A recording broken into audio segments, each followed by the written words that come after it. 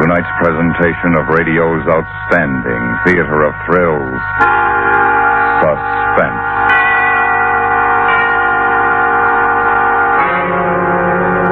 Tonight, we bring you a terrifying study of a pyromaniac. We call it The Flame. So now, starring Tony Barrett, here is tonight's suspense play, The Flame.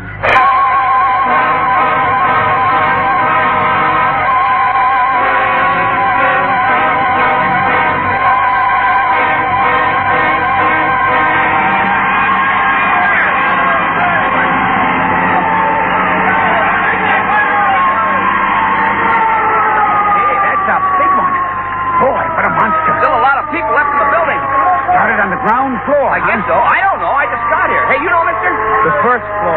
What a mess. I wonder how it got started. Some joker in bed with a lit cigarette probably fell asleep. No, that wasn't the way it started. Wasn't, huh? You mean that... It'd take more than a little cigarette to start a fire like that. The whole apartment building's just about gone. Well, maybe the guy who owns the building started it. You know, for the insurance and all. No, he didn't have anything to do with it. Hey, look at it burn, will you? Makes kind of a pretty pattern against the sky, though, doesn't it? Pretty pattern. Are you kidding? Hey, what are you doing? What? What are you doing with that paper? I'm drawing a picture of the fire. The big, heavy man in the turtleneck sweater got flushed in the face. Red, just like the fire across the street. It was burning big now and it went climbing high, way up. So high that it was going to touch off the sky, too. And just when it reached its peak, they put it out. Then there were big, black, ugly clouds of smoke. But I had the picture I'd drawn of the fire, just a pencil sketch. I colored it when I got home. Just the way I remembered it. With reds, oranges, pinks. So I go home. When I get there, my sister Mary Lee is still up. She's in her robe. She should be in bed. She has to get up and go to work early in the morning. Why is she up at this hour? Andy? Yeah. Where have you been all night? I had supper ready. You promised me you'd be home. What happened? Andy, don't just stand there. I asked you what happened. Nothing happened. I just went for a walk. What's the matter? Nothing. Just leave me alone, Mary Lee. You have to nag at me all the time. I'm not nagging at you, Andy. I'm just worried, and I get nervous when I worry, that's all. Well, forget it. I'm home and I'm all right, so just don't worry yourself anymore, okay? Okay, Andy. Wait a second. I wanted to ask you for a big favor. Can't you ask me tomorrow morning, Mary Lee? I'm awfully tired. You know Mr. Boyage in the dry goods store man, Andy? Sure, I know him. He's one of my favorite people. What about him? Well, this morning they took his wife to the hospital. To the hospital? What? Well, she's sick. Very sick, Andy. Tonight on the way home from work, Mr. Boyage stopped me and asked me if I'd talk to you about helping him. Well, sure I will, but how? Well, he may have to spend some time at the hospital with her. He doesn't have anybody he can leave in the shop to take care of it, and he thought maybe you'd help him out. Well, that'd be all right with me, but I don't know anything about the dry goods business. Oh, it isn't hard, Andy. I told him I thought you wouldn't mind at all. Besides, it'll give you a little something to do to keep you busy. You won't have to... Oh, go ahead. Say it. You won't have to roam the streets like a bum? Just like Pa used to yell at me?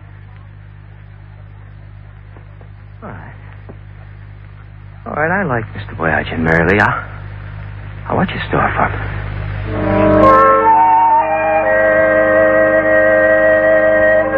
Mr. Boyagin was a man who looked like Santa Claus. He had wonderful small eyes and big red cheeks. He laughed all the time. And when he laughed, his small eyes got big and they twinkled just like stars. Or like the flash of flame when you strike a match and it suddenly flares up with colors and warmth. And you get a funny sensation in your stomach.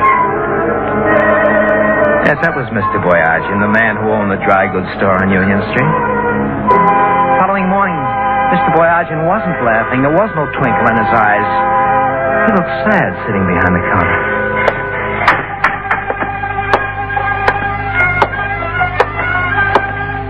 Mr. Boyagin? Huh? Oh, Andy, it's you. Hello.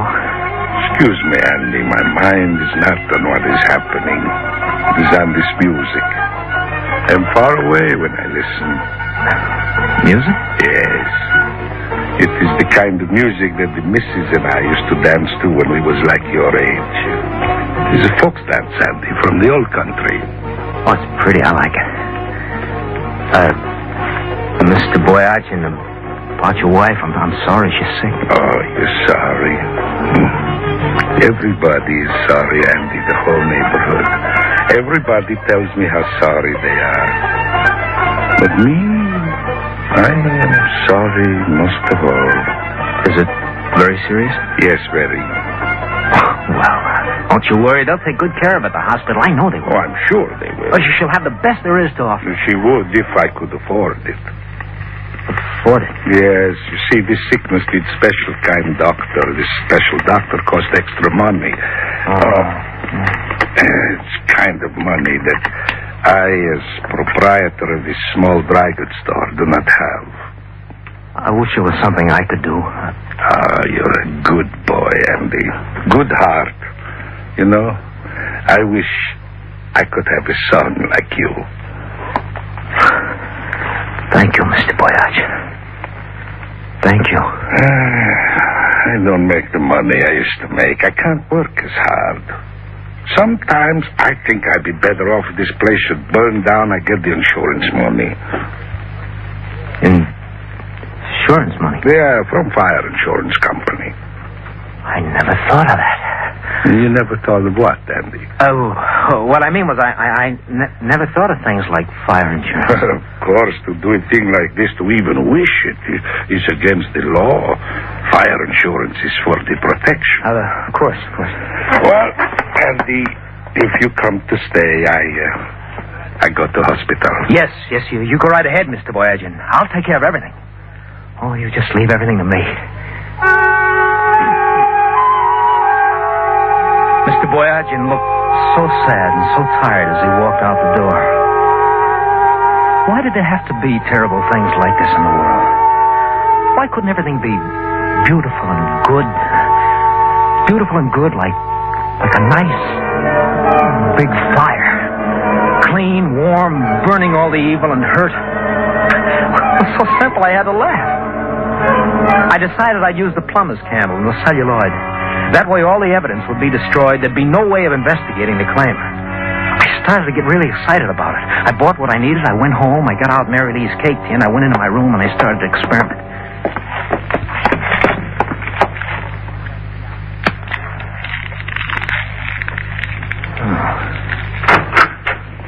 Andy, I wondered if you'd go down to... What are you doing?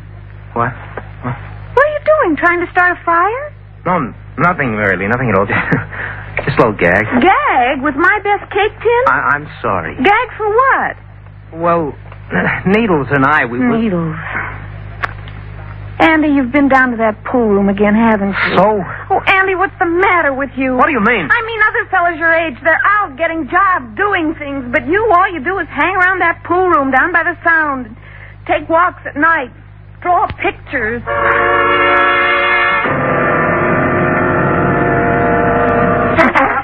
Key, Andy? Yes, Mr. Boyachin, yes. But key, what for, Andy? Well, I just thought that maybe tomorrow morning you'd like to get over to the hospital earlier. I could open up the store for you. Oh, Andy, already you've done so much for me. It's nice, but... No trouble. Believe me, Mr. Boyachin. No trouble at all. I'd be happy to do it. You know, to tell the truth, I would like to get over a little early. Oh, sure you will. Andy, like I said before, such a good boy there never was. Here, I give you Mrs. Boyachin's key. How's that? That's fine. Fine, and don't you worry about a thing. I'll sell out tomorrow. I'll make you lots of money.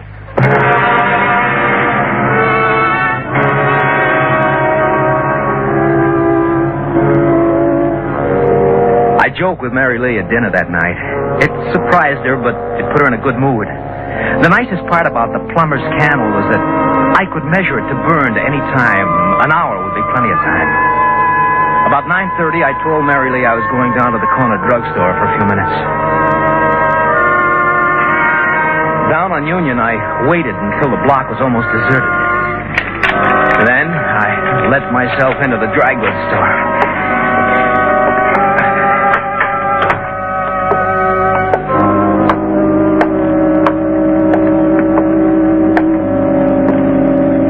Boyadjian had a crate of little girls' dresses he just received. Would be perfect tinder. I lined the strips of celluloid up, and I set the plumber's candle on top of the crate. Then, I struck a match and lit the candle. I watched the flame burn for just a moment. Then I went back to the apartment and I waited.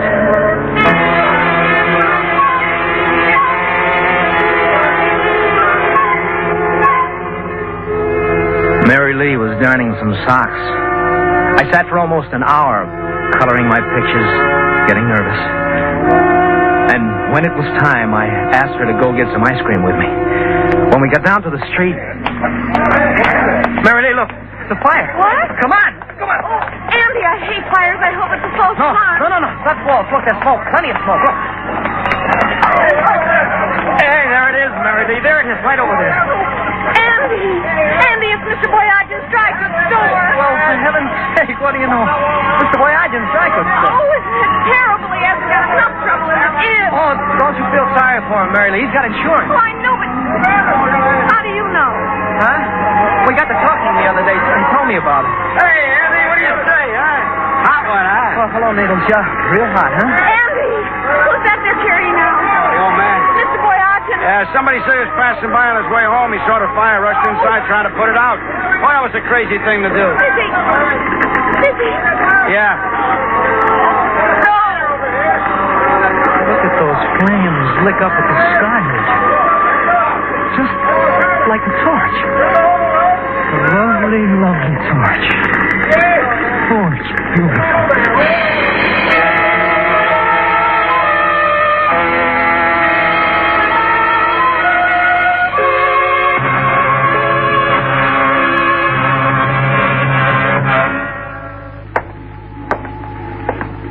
Hiya, Hotshot. Hi, Needles. I'll play some pool. Okay.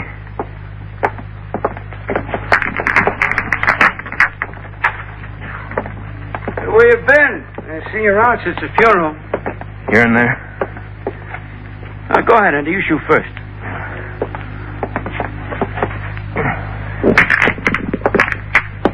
Hey, good break. Hey, that was tough about old man Boyadjian, huh? Yeah, too bad.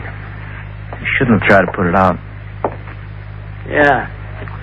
You know, at first I thought the old guy started himself, you know, to collect the fire insurance, though, but...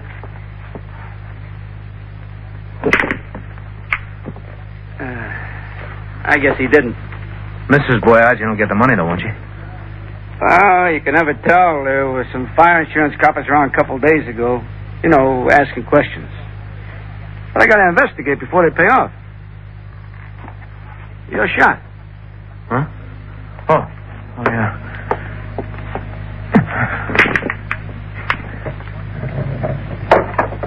Hey, nice. Hey, talked to a lot of people in the neighborhood. Hey, talked to you, Andy? Hey, you were working for him, weren't you? Helping him out.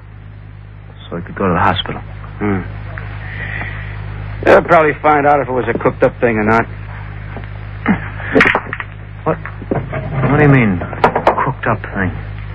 Well, you still can't toss out the idea maybe Boyadjian himself started the fire. He didn't. How do you know? He got burned, didn't he? Hey, maybe he got caught or trapped. Couldn't get out. Hey, you shoot again, Andy. That's ridiculous. He couldn't have started it. Well, how do you know? He couldn't have. He just couldn't have. Why? Why?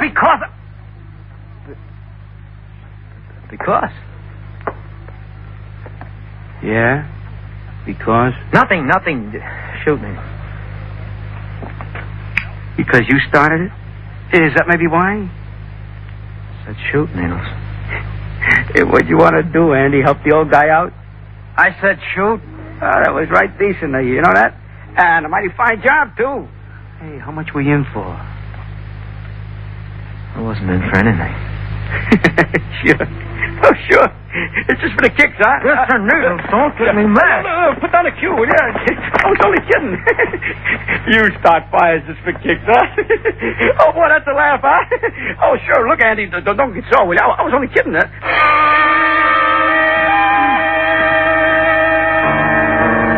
Needles was the type of guy that got into all kinds of trouble. I wish he didn't get on my nerves so much.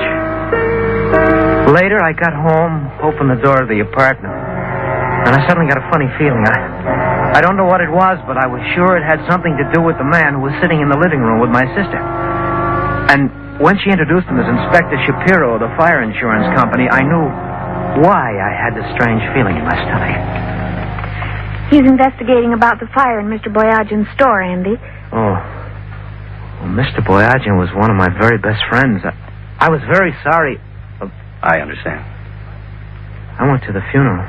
Well, before we can pay Mrs. Boyagin the money she has coming, I have to make sure the fire wasn't started purposely. Purposely? He means somebody did it just to collect the money. Oh. That's right. So far, we haven't been able to learn how it was started. I see. Andy, the night of the fire, where were you? Oh, I can answer that, Inspector. He was right here in this room with me. I see. I remember I was darning some socks and Andy was drawing. Oh, Mary Lee, he doesn't want to hear about that. He loves to draw. Oh? You want to be an artist? No. No, I just like to draw. I see. You worked for Mr. Boyagin while his wife was in the hospital. At least, that's what your sister here told me. I did it to help him out. I didn't do it for the money. Well, did anyone come in while you were there? Someone who may have talked to him? Mr. Shapiro, if you're trying to prove that Mr. Boyagin started the fire himself, you're wrong. He wasn't that kind of man. I know he didn't start the fire. Well, I guess you're a blind alley for us, too. I kind of hoped that you'd be able to... Oh, no, I'm sorry, but believe me, Inspector, when I tell you that Mr. Boyagin didn't start that fire. For one thing, would a man burn himself up in a fire that he starts? That'd be a crazy thing to do, wouldn't it? Yes, Andy, that's definitely a crazy thing to do.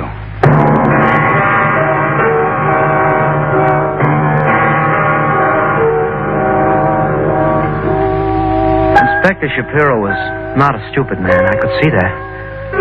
I was going to have to be a little more careful for a little while anyway, until the investigation was over. I hoped that nothing would go wrong, that Mrs. Boyagin would get the money. About 2 weeks later, I saw Needles was standing in front of the pool room down near the Sound. He called me over. He said he had something very important to talk to me about. So we went into the back room of the pool room. He closed the door.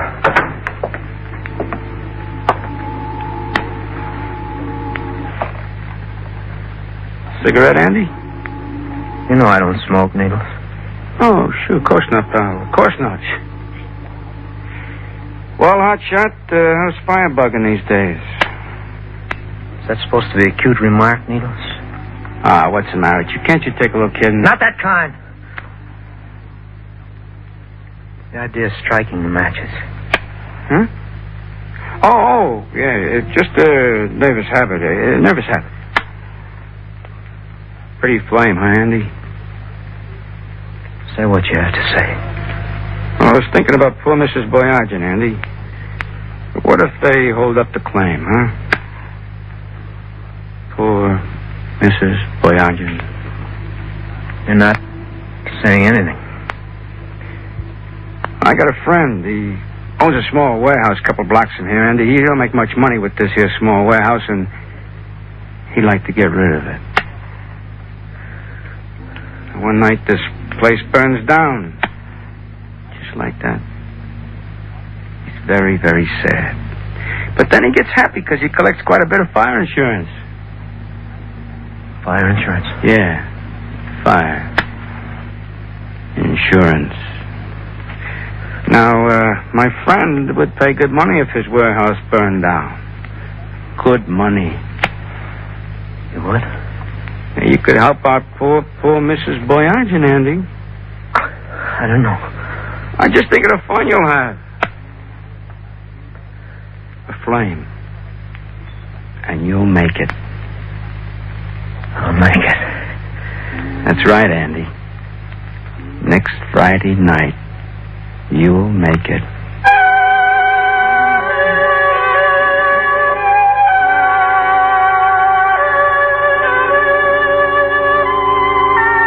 Friday night seemed a long, long way off. A couple of times I wanted to go for walks, but then I kept thinking about the big one I was going to make on Friday night, and I decided not to go for any walks. I got some money from Needles. I bought all the stuff I needed, the celluloid, the plumber's candles.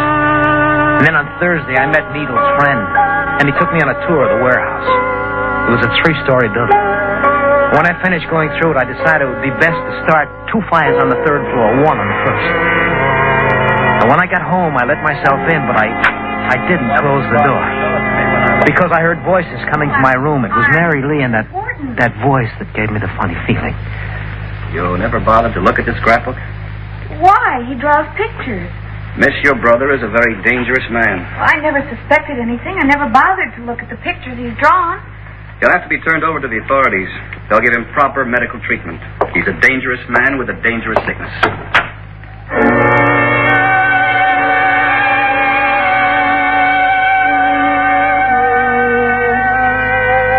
I had to act now and act fast.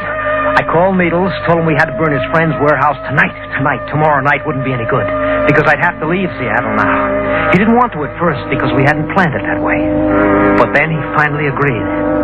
He met me in front of the warehouse a little before 9. I set the 2 fires up on the 3rd floor, and then we went down to the 1st. And I started another one.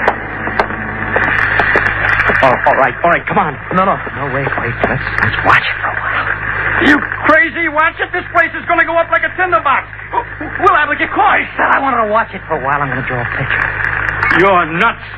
Now, come on, Andy. Let's get out of here. Oh, you go ahead, Needles. I'll be along in a little while. Come on, Andy. Come on. No, don't be crazy. I'm glad I brought my pencil and pad with me. I think this is going to be a beautiful one.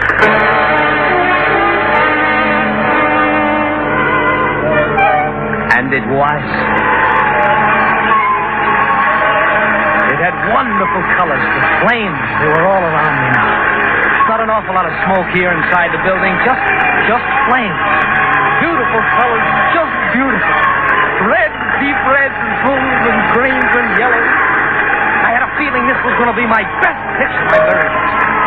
The most beautiful flames I'd ever seen. Thrilling. And the picture now, just one big flame.